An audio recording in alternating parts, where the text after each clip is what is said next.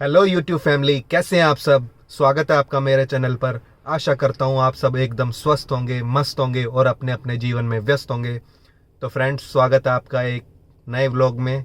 और आज routine work और डेली रूटीन से हटकर एक टॉपिक पर बात करना चाहता हूँ आप सबसे। तो फ्रेंड्स, ज़रूरी लगा एक टॉपिक पर बात करना मुझे आप सबसे।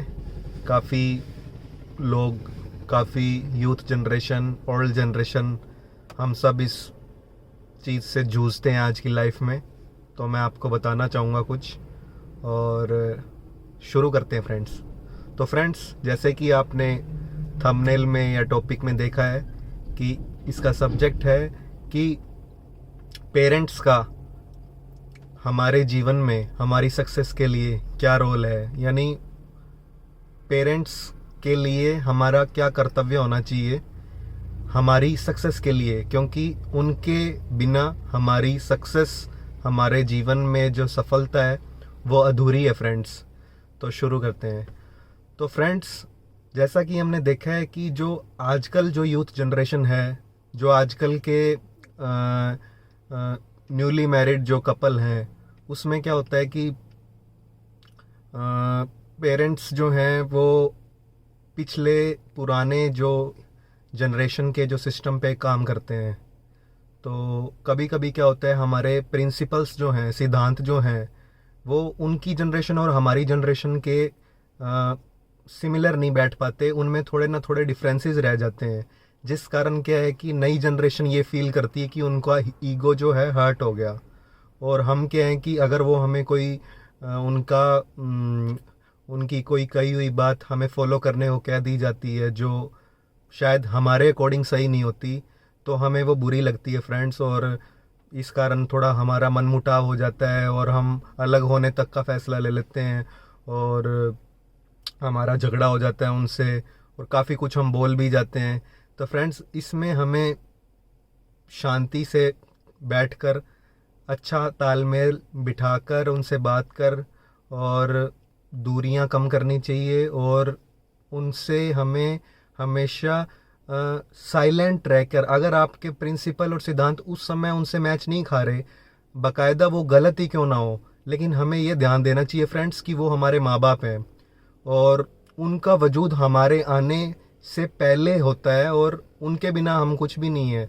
हमारे जीवन की जो सफलता है, हमें अगर अपने जॉब में, हमारे एग्ज़ाम्स में, स्पोर्ट्स में, करियर की किसी भी एक्टिविटी में, हमारे प्रोफेशन में, ज़िंदगी में अगर सफलताएं अर्जित करनी है, एक सुखी जीवन अगर जीना है और उसमें सफलता प्राप्त करनी है, हाँ, कि हमारा हर जो चीज़ है वो अच्छी अच्छी हो और हर जीवन के हर क्षेत्र में हम आगे बढ़ें, उसके लिए हमें अपने माँ बाप का रिस्पेक्ट करना ही पड़ेगा फ्रेंड्स। क्योंकि उन्होंने हमसे पहले का वो टाइम देखा हुआ है जो हमने नहीं देखा हुआ, और उस चीज़ में, उस आगे आने वाले समय के दुख और सुख और जो उसमें चैलेंजेस, उसमें संघर्ष आने वाले हैं, वो सिर्फ वही जानते हैं फ्रेंड्स। और उनका एक्सपीरियंस हमसे उस चीज़ में बहुत आगे है, तो हमें उनकी बात माननी चाहिए। अगर किसी कारण से उनकी बात, वो ज़रूरी नहीं है कि वो सही हो, वो गलत भी हो सकते हैं आज के टाइम के अकॉर्डिंग, लेकिन उनकी भी कुछ मजबूरी है फ्रेंड्स। वो भी हमारे अच्छे के लिए हमें कुछ कहते हैं, तो हमें उनकी बातों का बुरा ना मानते हुए, उनके साथ आपसी तालमेल और सामंजस्य बिठाते हुए हमें उनका कहा मानना चाहिए और गिले शिकवे नहीं रखने चाहिए। और ज़रूरी है कि हम उनको साथ लेके चलें और एक अच्छा जीवन उनको प्रदान।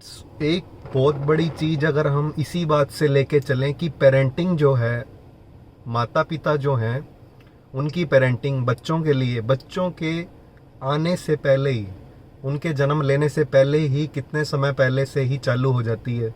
तो जब वो अब अगर हम नहीं सोच सकते, तो हमारे जीवन में हम माँ बाप का इम्पोर्टेंस कैसे समझेंगे फ्रेंड्स। यानी जब उनकी पेरेंटिंग, उनका पालन पोषण, हमारे जीवन में आना, माता पिता पहले से ही उसकी पेरेंटिंग चालू कर देते हैं, पहले से ही इतना संघर्ष करते हैं, पहले से ही उनके लिए कितना कुछ न्योछावर करते हैं। एक माँ 9 महीने पेट में बच्चे को रखती है, एक फादर है जो उसको कितना अच्छे तरीके से नर्चर करता है अपनी वाइफ के साथ में अपने बच्चों को। तो उसका हमें देखना चाहिए फ्रेंड्स कि कितना डेडिकेशन, कितना सेक्रीफाइस वो लेके चलते हैं, तो उनका रोल हमारी ज़िंदगी में इतना बड़ा है कि अगर हम कर्ज उतारते हुए भी चाहे भी कोशिश करना, तो हम कुछ परसेंट भी नहीं निकाल सकते उनका। तो हमें उनके साथ में तालमेल बनाना ही चाहिए, और उनके लिए हमें अपने जीवन में उनके लिए खुशियाँ उनको देनी। बाकी आप देखो तो इतने सारे, कितनी यानी उनकी इम्पोर्टेंस तो किसी वीडियो में या किसी लेक्चर में कवर करना पॉसिबल ही नहीं है। कितनी बातें कर लें उतनी कम है। तो अगर हम बात करें कुछ बातों की, तो आप देखो कि पेरेंट्स हमें अनकंडीशनल लव करते हैं। यानी अनकंडीशनल लव जो है हमें अगर मिलता है फैमिली में किसी से, अगर दुनिया में इस विश्व में हमारे जन्म लेने के बाद में हमें कोई करता है, वो सिर्फ पेरेंट्स होते हैं फ्रेंड्स। और हमें कहीं से अनकंडीशनल लव नहीं मिल सकता। बिना सोचे समझे, बिना स्वार्थ के जो प्यार हमसे करते हैं वो हमारे माँ बाप होते हैं। और हमें इकोनॉमिकली सपोर्ट करते हैं फ्रेंड्स, बिना कंडीशन लगाए हमारी हर इकोनॉमिक ज़रूरतों को पूरा करते हैं। फाइनेंशियली हमें सपोर्ट करते हैं, मोरल रूप से सपोर्ट करते हैं फ्रेंड्स। हमारे फेलियर्स में, हमारी कोई भी असफलता जो हमसे जुड़ी होती है उसमें कभी भी वो हमारे साथ दुख प्रकट नहीं करते, लेकिन हमें ढांढस बंधाते हैं, हमें सांत्वना देते हैं, हमें सपोर्ट करते हैं मोरली, और हमें फेलियर में ऐसा महसूस नहीं होने देते कि जैसे हम हारे हैं। सिर्फ हमें एक स्टेप टुवर्ड्स सक्सेस उसी की तरफ लेके जाते हैं। पेरेंट्स के साथ में हम अपने अचीवमेंट और सोरो शेयर करते हैं, जो कि हम लाइफ में और लोगों के साथ नहीं शेयर करते, और क्योंकि वो उसे बिल्कुल वैसे ही समझते हैं जैसे वो उनके साथ हुआ है। उनके सुख, उनके दुख जो हैं हमारे सुख और हमारे दुख से जुड़े होते हैं। अगर हमें सुख या दुख मिलता है, हमें हंसी और गम मिलता है, तो वो बराबर वो उस चीज़ को लेके चलते हैं कि वो हंसी और गम उनको भी मिला है। और फैमिली सपोर्ट भी करते हैं वो, जो हमारी फैमिलीज़ होती है। हम अगर हमारी शादी हो जाती है और हमारा खुद का परिवार बनता है, तो उसमें भी वो हमारी फैमिली को सपोर्ट करते हैं और हमेशा एक फैमिली की तरह लेके चलते हैं। और आप एक बात देखेंगे फ्रेंड्स कि जो अरेंज मैरिजेस होती है, जो हमारे पेरेंट्स ने करवाई होती है, और जो हमारे लिए लाइफ पार्टनर वो लेके आते हैं, जो चूज़ करते हैं, वो उसका रेट ऑफ डाइवोर्स कितना कम है आप देख सकते हैं फ्रेंड्स। तो क्योंकि जो चीज़ उन्होंने हमारे लिए चूज़ करी होती है, वो कुछ सोच समझ कर चूज़ करी होती है, वो हमारे लिए कुछ भी बुरा नहीं होने देते। हमें ऐसा लगता है कि इन्होंने हमारे लिए क्यों चूज़ किया है, ये दिखने में तो इतना अच्छा नहीं है, यानी इनका फाइनेंशियली इतना अच्छा नहीं है, लेकिन जो भविष्य की चीज़ वो देखते हैं, जो वो सोच के रखते हैं, वो हमें नहीं पता होता उस टाइम पे, लेकिन हमें आने वाले समय में पता चलता है फ्रेंड्स। और हमारी सक्सेस में उनका कंट्रीब्यूशन रहता ही रहता है। जो भी सक्सेस हमें अचीव होती है उसमें उनका ही कंट्रीब्यूशन रहता है, किसी भी रूप से हो। उसके वो बिल्डिंग ब्लॉक्स होते हैं उन सक्सेस के।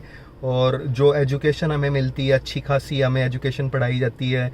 एक सब्जी की रेडी वाला भी जो इंसान है, वो भी आज के टाइम पे अपने बच्चों को इतना अच्छा पढ़ाता लिखाता है। वो बच्चे की मर्जी है वो पढ़े ना पढ़े, लेकिन वो सब्जी की रेडी वाले बच्चे भी मैंने देखा है फ्रेंड्स।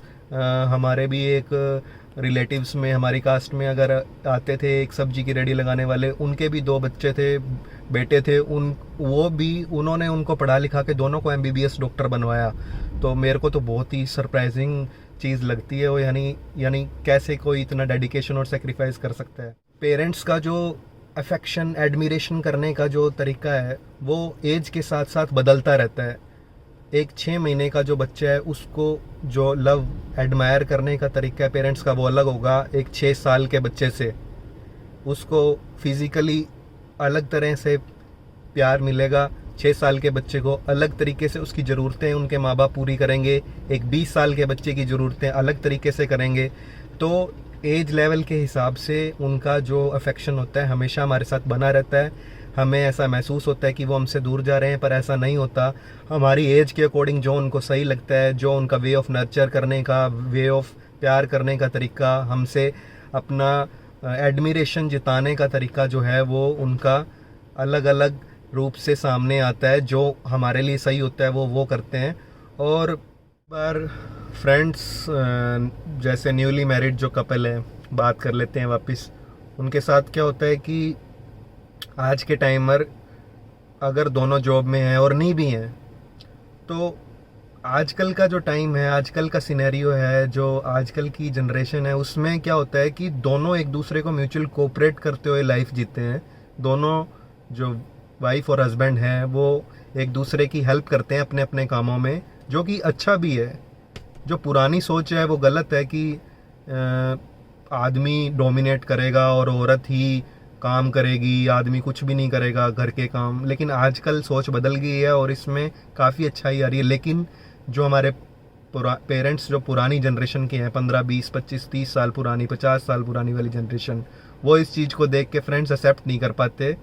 तो उसमें वो बेशक आज के समय के अनुसार गलत हो सकते हैं, लेकिन हमें फिर भी कुछ समय के लिए उनकी बात को उनकी तरह से उनके सामने फॉलो कर लेना चाहिए, क्योंकि हमें अगर उससे परिवार टूटने से बचता है, क्योंकि पेरेंट्स के कारण ही हम आज हैं, उनका वो हैं तो हमारा वजूद है। पता नहीं कितने साल उनकी लाइफ है, कितने साल नहीं है। हमें उनकी खुशी के लिए कम से कम उनके सामने जो उन्हें अच्छा लगता है वो कर देना चाहिए।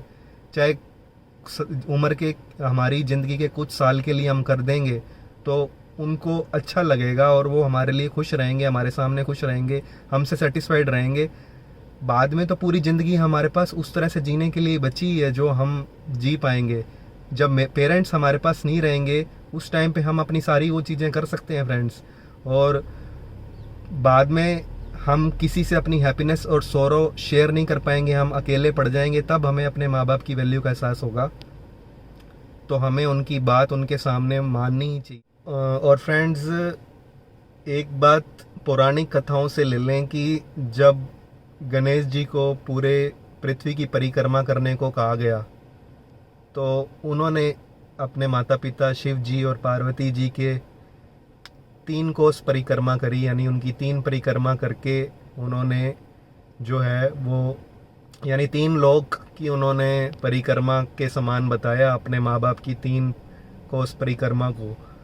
और 3 लोकों की परिक्रमा उसमें पूरी हो गई और उनको पूरी पृथ्वी की परिक्रमा के बराबर का फल मिला। तो उस समय जो शिव जी और पार्वती जी बहुत उनसे प्रसन्न हुए, तो और उन्होंने इसलिए उस दिन से पूरी सृष्टि के लिए नियम बना दिए कि जो कोई भी अपना काम, अच्छा काम, बिजनेस वगैरह, कोई भी नया काम शुरू करने से पहले उनको याद करेगा तो उन्हें कोई विघ्न नहीं पड़ेगा। तो माँ बाप की इतनी महिमा है, जब देवताओं और भगवान में इतनी जब उनकी महत्वता मानी जाती है, पौराणिक जो पूरा ढांचा है उसमें उनकी, देवताओं की और भगवान की जो सृष्टि, उनके जो नियम कायदों में जब माता पिता की इतनी इम्पोर्टेंस मानी गई है, तो इस धरा पर, इस सृष्टि में, यहाँ पृथ्वी पर, संसार में, ब्रह्मांड में, तो उनकी हमें अच्छे रूप से कदर और इज्जत करनी चाहिए। और अंत में फ्रेंड्स, अपनी बात को ख़त्म करते हुए एक लास्ट बात यही बोलूँगा मैं कि जब तक माँ बाप रहें आप उनकी हर बात मानें, उनकी इज्जत करें। ये ओल्ड एज होम सिस्टम जो चालू हो रहा है ये बिल्कुल सही नहीं है। हमें ऐसा काम करना चाहिए कि हमारे माँ बाप को कहीं जाना ना पड़े और हम उनकी सेवा करें। हमें इसीलिए बड़ा किया फ्रेंड्स कि हम बुढ़ापे में उनका सहारा बन सकें। जिस तरह हम बच्चे होते हैं वो हमें अनकंडीशनल लव करते हैं, 20 साल 25 साल 30 साल ताउम्र हमें प्यार करते हैं। हम अपने माँ बाप के लिए हमेशा बच्चे ही रहते हैं और जैसे हमें वो प्यार करते हैं वैसे ही उन्हें भी हमारे प्यार की ज़रूरत होती है, क्योंकि बुढ़ापे में उनका शरीर भी बच्चे की तरह हो जाता है, वो भी बच्चे की रूप में ही आ जाते हैं। तो उस टाइम पे हमें उनका सहारा बनना चाहिए, ना कि उन्हें कहीं और धकेल देना चाहिए, उनको अलग हो जाना नहीं चाहिए। हमें उन्हें साथ रहना चाहिए और उनका वैसे ही पालन पोषण करना चाहिए जैसे उन्होंने हमारा 9 महीने में पेट में रखते हुए और उसके बाद हमें नर्चर और बड़ा करने में जैसा उन्होंने हमारा साथ दिया, वैसे ही हमें उन्हें बुढ़ापे में उनका साथ देना चाहिए। और यही भारतीय संस्कृति है, यही भारतीय कल्चर है, यही इसी वजह से हमारा नाम विश्व में सबसे ऊपर है फ्रेंड्स। तो हमें उनका साथ देना चाहिए और बहुत इज्जत और बहुत प्रेम, अनकंडीशनल प्रेम करना चाहिए उनसे, जैसे उन्होंने हमसे किया था। और अंत में बस वही बात कहूँगा मैं आपसे फ्रेंड्स कि अगर कहीं जन्नत है तो वो माँ बाप के पैरों में ही जन्नत है, उनके पाँव में जन्नत है। और हमें उनकी इज्जत करना चाहिए, उनका प्यार करना चाहिए और खूब सारा सम्मान देना चाहिए। तो फ्रेंड्स, कैसे लगा आपको मेरा व्लॉग? आशा करता हूँ आपका मेरा व्लॉग पसंद आया होगा। अगर पसंद आया है तो प्लीज़ प्लीज़ प्लीज़ लाइक करें, कमेंट करें, शेयर करें, ज़्यादा से ज़्यादा सब्सक्राइब करें, वायरल कर दें फ्रेंड्स चैनल को, और जुड़े रहें मेरे चैनल के साथ इसी तरह से मेरे अपकमिंग व्लॉग के लिए। Till then stay tuned.